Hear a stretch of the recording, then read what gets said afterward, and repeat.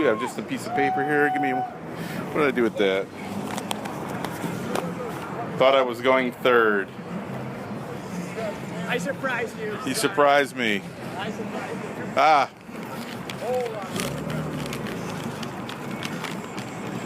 All right. Now, I just wanted to make sure that I acknowledged Graham Francis Peck. It's his baby naming baptism today. I was invited, and I came here instead. I'm going to run over there right after this. So for baby Graham and for all the kids that we have a responsibility to leave this planet in better shape than we found it, I hope I can make some kind of impact here.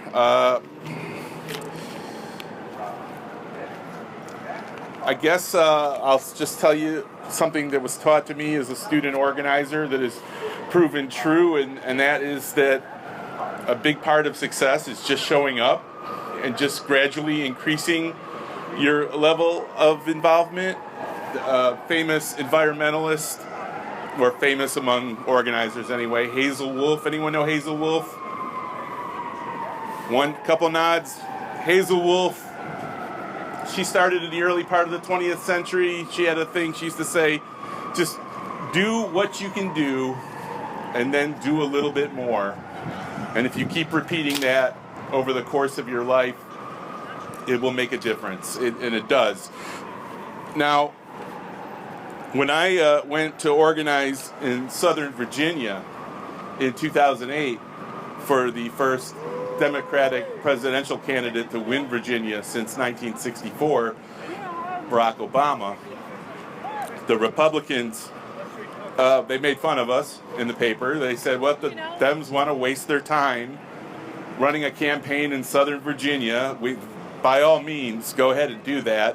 And we thought maybe in a best case scenario, we could draw some of their resources to force them to defend their base. So I remember when they opened an office in July.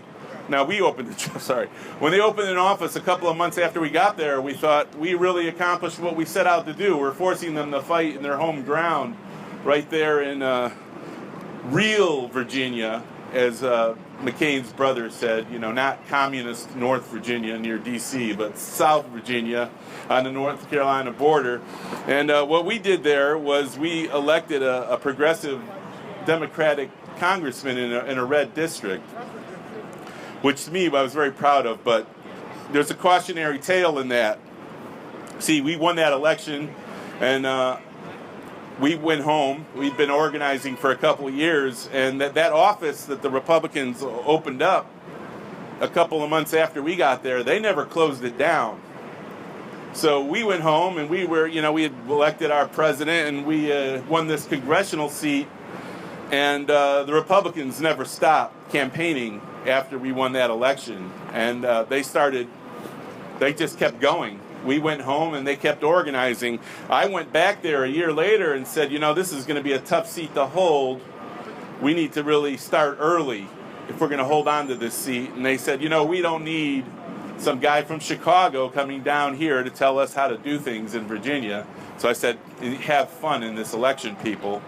And we all know what happened in the midterms.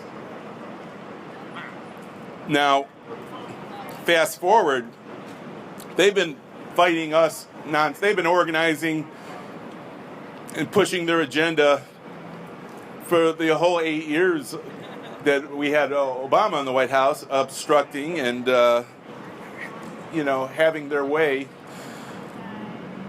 But now I think the tables are turned. That after this election, we're fired up.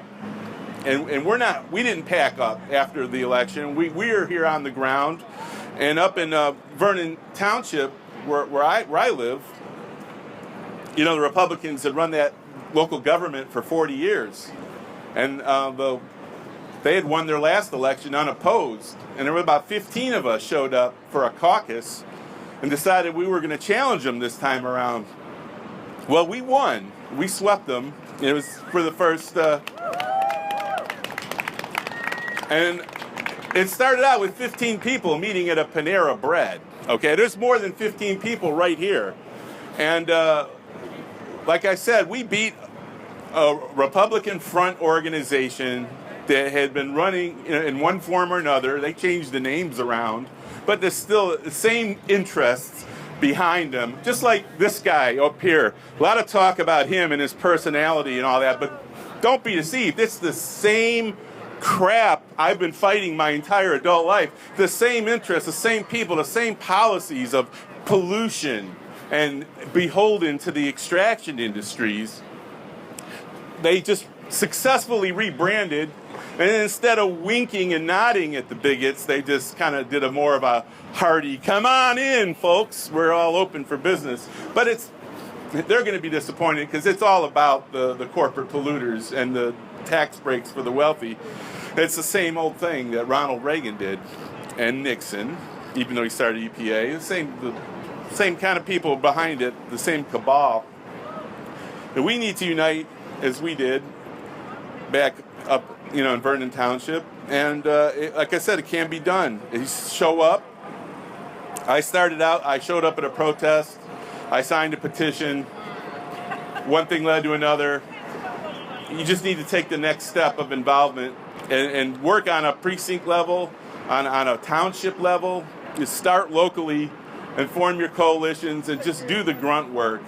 And it's not about rhetoric.